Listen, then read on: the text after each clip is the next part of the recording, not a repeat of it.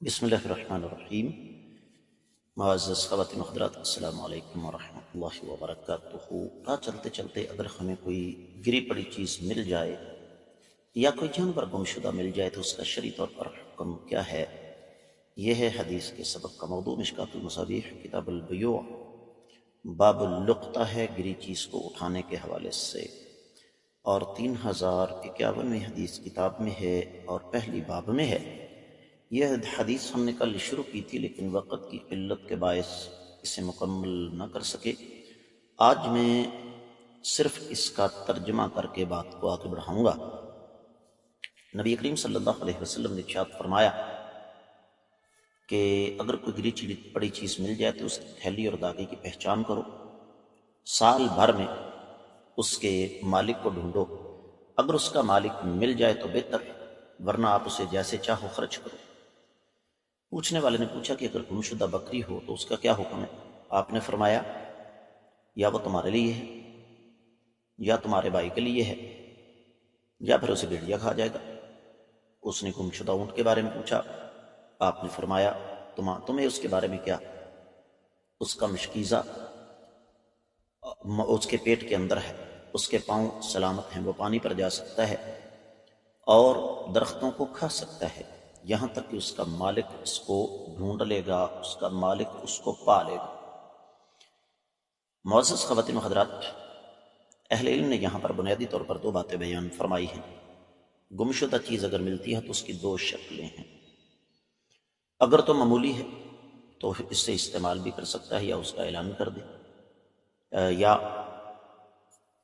اسے صدقہ کر دے، لیکن اگر معمولی نہیں ہے تو وہ اس کے مالک کی ہے، نہ تو اس کی اجازت کے بغیر اس کو صدقہ کیا جا سکتا ہے نہ خود استعمال کیا جا سکتا ہے۔ 1 سال تک اس کا اعلان کرنا چاہیے۔ موطا امام مالک میں 1521ویں حدیث آتی ہے کہ سیدنا عبداللہ بن بدر الجہنی انہیں شام کے راستے میں ایک تھیلی ملی جس میں 80 دینار، تو سیدنا عمر رضی اللہ تعالیٰ عنہ کی خدمت میں حاضر ہوئے، فرمایا مسجدوں کے دروازوں پر اس کا اعلان کرو اور جو بھی شام سے آئے تم اسے 1 سال تک بتاتے رہو، اگر 1 سال گزر جائے تو تم اسے استعمال کر سکتے ہو۔ اور یہی حکم دیگر احادیث سے بھی ہمیں ملتا ہے، اور اس حدیث سے یہ بھی پتہ چلتا ہے کہ اگر شاگرد زیادہ سوالات کرے تو استاد ناراض بھی ہو سکتا ہے۔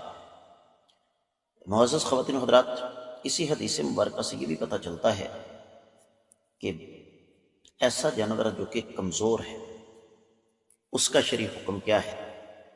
بکری بنیادی طور پر ایک کمزور جانور ہے، درندوں کے مقابلے میں وہ کچھ بھی نہیں کر سکتی، اپنا دفاع نہیں کر سکتی۔ نبی علیہ الصلوۃ والسلام نے اس کی 3 شکلیں بیان فرمائیں کہ اسے تم استعمال کرو، نہیں تو کوئی اور پکڑ لے گا، اور اگر یہ بھی نہ ہو تو پھر اس کو بھیڑیا کھا جائے گا۔ اس کا مطلب ہے کہ بکری کو یا اس قسم کا کوئی جانور ہمیں ملتا ہے تو ہمیں اس جانور کو خود اپنے پاس روکنا چاہیے یہاں تک اس کا مالک آ جائے۔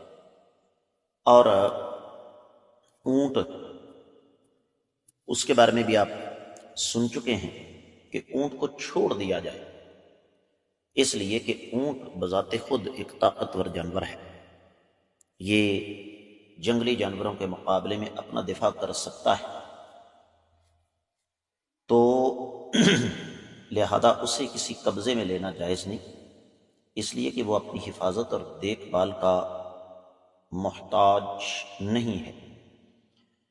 اسی طریقے سے معزز خواتین و حضرات، یہ حدیث ہمیں جو سب سے اہم مسئلہ بتاتی ہے وہ یہ ہے کہ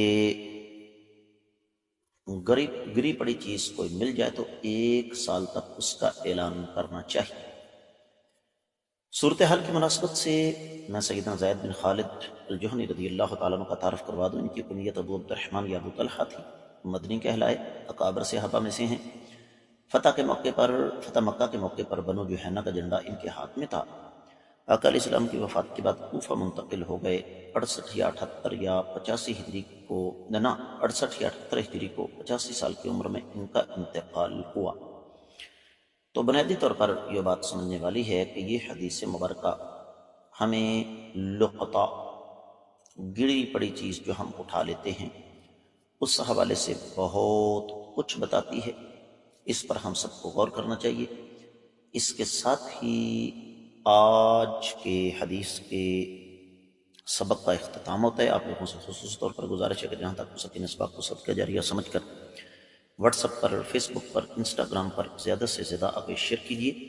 ویڈیوز کو لائک کیا کریں، شیئر کیا کریں، کامنٹ سیکشن میں آ کر اپنے قیمتی خیالات کا اظہار ضرور فرمائیں۔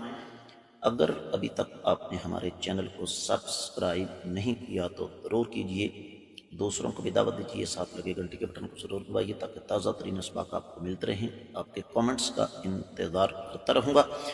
آج کے سبق سے اجازت دیجیے۔ السلام علیکم ورحمۃ اللہ وبرکاتہ۔